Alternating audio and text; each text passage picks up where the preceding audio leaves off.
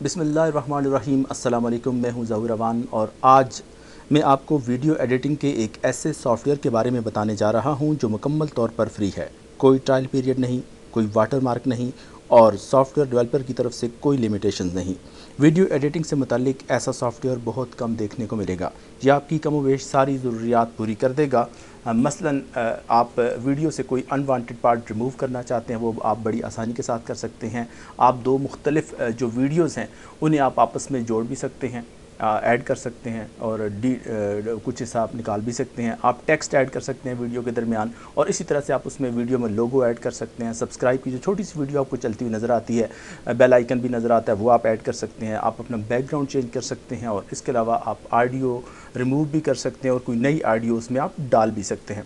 तो इसकी जो फर्दर जो चीज़ें हैं, जो खूबियाँ हैं, वो ये हैं कि इसका लाइफ टाइम लाइसेंस फ्री है। कोई लाइसेंस लेने की ज़रूरत नहीं है, मुकम्मल तौर पर आपको ये फ्री में अवेलेबल है। इंटरनेट से आप डाउनलोड करें और इस्तेमाल करें और कभी भी ये ख़राब होने वाला नहीं है। इसमें एक बात यह है कि आप इसके जब अपडेट करते हैं तो आप फ्रीली आप अपडेट कर सकते हैं। अगर आपने कोई क्रैक डाउनलोड किया हुआ है तो आप उसको अपडेट नहीं कर सकते। जैसे ही आप अपडेट करते हैं तो आपका सॉफ्टवेयर ख़राब हो जाता है। लेकिन ये सॉफ्टवेयर ऐसा है कि इसमें अपडेट आपको जब चाहें आप इस सॉफ्टवेयर को अपडेट कर लें और अपडेट करने से ये होता है कि आपका सॉफ्टवेयर बेहतर से बेहतर होता चला जाता है। और इस सॉफ्टवेयर की ये बात है कि जब आप वीडियो एडिट कर चुके होते हैं तो उसमें कोई वाटर मार्क नहीं मिलता, इसमें कोई आपको ट्रायल पीरियड आपको नज़र नहीं आता। तो सबसे अच्छी बात इसमें यह है कि ये आप ज़्यादा से ज़्यादा 20 मिनट में आप इसको सीख सकते हैं। यानी कि मुकम्मल में बात नहीं कर रहा, इतनी आप एडिटिंग सीख लेंगे कि जो आप अपनी वीडियो में जितनी ज़रूरत होती है एक आम बंदे को, उतनी एडिटिंग आप 15-20 मिनट के अंदर आप आसानी के साथ सीख सकते हैं। ये इतना अच्छा सॉफ्टवेयर है। ये आपकी वीडियो को सपोर्ट करेगा, एचडी वीडियो को सपोर्ट करेगा, फुल एचडी वीडियो को सपोर्ट करेगा और सबसे अच्छी बात यह है कि ये 4K वीडियो को भी सपोर्ट करेगा। बहुत से सॉफ्टवेयर ऐसे मार्केट में अवेलेबल हैं जो बड़े अच्छे हैं, बड़े अच्छे नाम वाले हैं, मगर वो 4K को सपोर्ट नहीं करते। मगर ये सॉफ्टवेयर जो है ये 4K वीडियो को भी सपोर्ट करता है। इसमें एक अच्छी खूबी ये है कि आप इसमें फ़िल्टर्स दिए गए हैं, आप इसके फ़िल्टर अप्लाई कर सकते हैं, वीडियोस को आप अप्लाई कर सकते हैं, ऑडियो के साथ आप फ़िल्टर्स अप्लाई कर सकते हैं, जिससे आपकी वीडियो और ऑडियो दोनों बहुत अट्रैक्टिव बन जाती हैं। आप इसमें ऐड कर सकते हैं टेक्स्ट। वीडियो एडिटिंग में ये होता है कि हमें कोई टेक्स्ट ऐड करना पड़ता है। जैसे आप कोई बात कर रहे होते हैं तो साथ आपकी ख्वाहिश होती है कि वो टेक्स्ट में भी लिखा हुआ नज़र आए, तो आप वो टेक्स्ट ऐड कर सकते हैं। आप अपना कोई लोगो आपने बनाया वो ऐड कर सकते हैं। और जैसा कि मैं बता चुका हूँ कि सब्सक्राइब की एक छोटी सी वीडियो जैसे आपको नज़र आ रही है, यहाँ पर इस तरह की चलती हुई वीडियो भी आप अपनी वीडियो के साथ साथ आप इसको भी डिस्प्ले कर सकते हैं। अगर आपके घर में सूरत हाल इस तरह की है कि माहौल इस तरह का नहीं है कि आप एक स्टूडियो बना सकें और उसमें आप वीडियो शूट कर सकें, तो आप आसानी के साथ ये काम भी कर सकते हैं कि आप एक ग्रीन बैकग्राउंड आप रख लें, एक पर्दा रख लें और उसके सामने बैठ के आप शूट करें। उसके बाद आप अपना जो है वो बैकग्राउंड आप चेंज कर सकते हैं। आप उसमें इमेज भी डाल सकते हैं, उसमें आप उसके पीछे वीडियो भी डिस्प्ले कर सकते हैं। तो ये इसमें एक बड़ी आसानी है कि आप इसमें इसका बैकग्राउंड आप चेंज कर सकते हैं। और ये एक बात जो मैं पहले आपको बता चुका हूँ कि आप अपनी वीडियो के और ऑडियो के जो अनवांटेड पार्ट्स हैं वो आप आसानी के साथ रिमूव कर सकते हैं। और अगली बात यह है कि आप इसमें कुछ ट्रांजिशन इफ़ेक्ट्स डाल सकते हैं। ट्रांजिशन ये होता है कि जब एक वीडियो का एक सीन ख़त्म होता है तो दूसरा सीन जब स्टार्ट होने लगता है तो उस वक्त ये होता है कि एक सीन दूसरे सीन में डिज़ॉल्व होता हुआ नज़र आता है। तो उस तरह के कई इफ़ेक्ट्स होते हैं जो आप इसमें अप्लाई कर सकते हैं। अब जो एक ख़ास बात आपको बताऊं कि ये एक सॉफ्टवेयर, बहुत से सॉफ्टवेयर ऐसे होते हैं जो 64 बिट को ही सपोर्ट करते हैं ऑपरेटिंग सिस्टम को, लेकिन ये सॉफ्टवेयर इतना अच्छा है कि ये 32 बिट को भी सपोर्ट करता है और 64 बिट को भी सपोर्ट करता है। यानी कि अगर आपका कंप्यूटर अच्छा नहीं है और आप वीडियो एडिटिंग करना चाहते हैं तो आप 32 बिट के पुराने कंप्यूटर्स में भी आप इसको इंस्टॉल करके आप काम अपना चला सकते हैं। और एक चीज़ ये है कि ये जिस तरह वीडियो आप न्यूज़ एडिट करते हैं आप, तो न्यूज़ एडिटिंग में ये होता है कि आपने वॉइस आप अलग से रिकॉर्ड करते हैं और उसके बाद आपने उसके साथ वीडियो आप डिस्प्ले करते हैं। तो इस तरह से भी आप वीडियो आप अलग से शूट करके और उसको उसके कुछ हिस्से काट के अरेंज कर सकते हैं और फिर उसके साथ आप अपनी आवाज़ को भी जोड़ सकते हैं, इमेजेस को भी साथ जोड़ सकते हैं। तो जिस तरह के आप न्यूज़ बुलेटिन में आप देखते हैं उस तरह का काम आप यहाँ पर आसानी के साथ कर सकते हैं। और जिस वक्त आप वीडियो एडिट कर चुके होते हैं तो उस वक्त एक्सपोर्ट का नंबर आता है। तो एक्सपोर्ट करते वक्त ये होता है कि बहुत से सॉफ्टवेयर ऐसे हैं जो कि आपको ऑप्शन देते हैं कि आप गुड क्वालिटी में एक्सपोर्ट करें, बेस्ट में करें या आप नॉर्मल क्वालिटी में करें। तो आपको अक्सर ऐसा होता है कि नॉर्मल क्वालिटी में एक्सपोर्ट करना पड़ती है, हालांकि आप अच्छे कैमरे के साथ शूट करके लाए होते हैं। तो इसमें ऐसी कोई बात नहीं, जिस क्वालिटी की वीडियो आप शूट करके लाए होते हैं उसी क्वालिटी में ही आप इसको एक्सपोर्ट भी करते हैं। ये इसकी एक अच्छी बात है।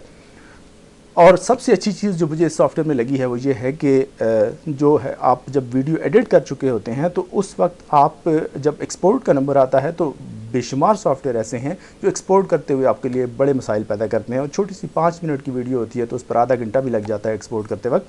तो ये सॉफ्टवेयर ऐसा ज़बरदस्त सॉफ्टवेयर है कि ये दूसरों के मुकाबले में बहुत जल्दी वीडियो को एक्सपोर्ट करता है। जो इसकी ये खूबी मुझे सबसे ज़्यादा पसंद आई, और मैंने इस सॉफ्टवेयर को सिलेक्ट भी इस ख़ास खूबी की वजह से किया है। वरना वीडियो एडिटिंग के सारे काम दीगर सॉफ्टवेयर में भी हो जाते हैं, लेकिन एक्सपोर्ट करते वक्त आपको जो है जितनी अच्छी सपोर्ट ये देता है इतनी कोई दूसरा नहीं देता। अब आपने फीचर्स इसके देख लिए, सारे तो मैंने कवर नहीं किए। वक्त के साथ साथ आपको ये चीज़ें मिलती रहेंगी कि इसमें मज़ीद क्या खूबियाँ हैं, लेकिन अब हम जानने की कोशिश करते हैं कि वो ऐसा इतना अच्छी खूबियों वाला सॉफ्टवेयर है कौन सा। तो अब हम आते हैं उस सॉफ्टवेयर की तरफ। जी हाँ, ये है शॉर्टकट। आप ये शॉर्टकट का जो सॉफ्टवेयर है आप डाउनलोड करेंगे इनकी जो असल वेबसाइट है उससे। ये शॉर्टकट की जो वेबसाइट है और इसमें जो डाउनलोड के लिंक पर आप जाते हैं तो आपको इस तरह का पेज नज़र आता है। अब इस तरह के पेज में आप ये देखते हैं कि यहाँ पे लिखा हुआ है 64 बिट लिखा हुआ है और 32 बिट लिखा हुआ है। दो ऑप्शन आपको मिल रहे हैं यहाँ पे। तो अब होता ये है कि जिस वक्त आपका अगर कंप्यूटर का ऑपरेटिंग सिस्टम 64 बिट को सपोर्ट करता है तो आप 64 बिट वाला जो सॉफ्टवेयर है वो आप इंस्टॉल करेंगे कंपैटिबल, दूसरा नहीं तो 32 बिट वाला आप इंस्टॉल करेंगे। तो अब ये है कि मैंने जो दोनों सॉफ्टवेयर को इंस्टॉल करके इससे काम लेके देखा है तो मैंने महसूस किया है कि 32 बिट के मुकाबले में 64 बिट की परफॉर्मेंस ज़्यादा अच्छी है। 32 बिट में एक प्रॉब्लम आपको फेस होगा कि जब आप वीडियो एक्सपोर्ट करते हैं तो कई बार वो वीडियो फेलियर शो करता है, लेकिन 64 बिट का अगर आपका ऑपरेटिंग सिस्टम है और आपने ये सॉफ्टवेयर उसमें इंस्टॉल किया हुआ है 64 बिट का, तो वो आपकी परफॉर्मेंस ज़्यादा अच्छी होती है और वीडियो एक्सपोर्ट आसानी से होती है और फेलियर नहीं होता। तो अब ये कैसे पता चले आपको कि आपका जो ऑपरेटिंग सिस्टम है और आपका जो सिस्टम है वो 32 बिट का है या 64 बिट का है? तो ये जानने के लिए आपको मैं एक बात बता दूं कि आपने जब विंडो इंस्टॉल करनी होती है तो आपने उस वक्त ये ध्यान रखना है कि आप 64 बिट पर ही क्लिक करके तो विंडो को आप ऑपरेटिंग सिस्टम अपना 64 बिट वाला इंस्टॉल करना है। आप यहाँ पे बहुत से लोग ये गलती कर जाते हैं कि वो 86 को सिलेक्ट कर लेते हैं। वो समझते हैं कि 64 के मुकाबले में 86 जो है वो ज़्यादा अच्छा है, ज़्यादा शायद इसमें फ़ीचर होंगे, तो ऐसी बात कोई नहीं है।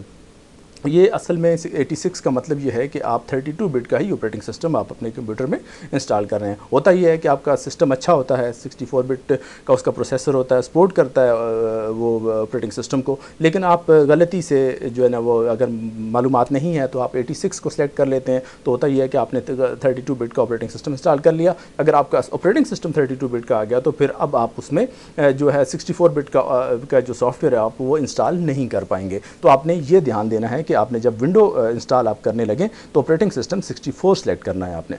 तो अब आपने ये कैसे पता चले आपको कि 60 आपका जो ऑपरेटिंग सिस्टम है वो आपका वो क्या है और आपका जो कंप्यूटर क्या आया 64 को सपोर्ट करता भी है या नहीं करता? तो आप अपने कंप्यूटर की सेटिंग में यहाँ पर आ जाएंगे तो आप ये देखें कि यहाँ पे 64 बिट ऑपरेटिंग सिस्टम लिखा हुआ आपको नज़र आ रहा है और 64 बेस प्रोसेसर लिखा हुआ आपको नज़र आ रहा है। तो ये मैं आपको कंप्यूटर से निकाल के बताता हूँ।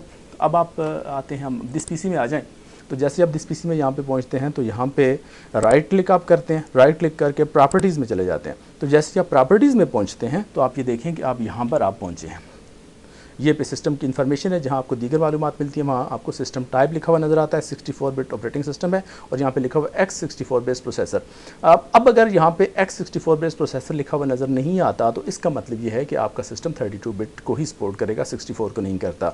और 64 की ये खूबी होती है कि उसमें लिखा हुआ होता है कि 64 बेस प्रोसेसर है और उसमें आप जब ऑपरेटिंग सिस्टम आप इंस्टॉल करेंगे तो 64 वाला वो नहीं करेंगे, 32 वाला करेंगे। और अगर यहाँ पे 64 है इसका प्रोसेसर तो आप ऑपरेटिंग सिस्टम 64 सेलेक्ट करेंगे, जैसा कि मैं आपको बता चुका हूं। तो ये था हमारा कुछ थोड़ा सा ओवरव्यू इस शॉर्टकट के हवाले से। आगे चल के मैं आपको ये मुकम्मल सॉफ्टवेयर सिखाऊंगा और बहुत छोटी मुख्तसर सी वीडियोस में ये सारा कवर कर दूंगा, जिसमें आपकी जो ज़रूरत जितनी जो आम ज़रूरत की जो एडिटिंग होती है वो आप बड़ी आसानी के साथ उसमें कर पाएंगे। तो बहुत शुक्रिया मेरी वीडियो देखने का।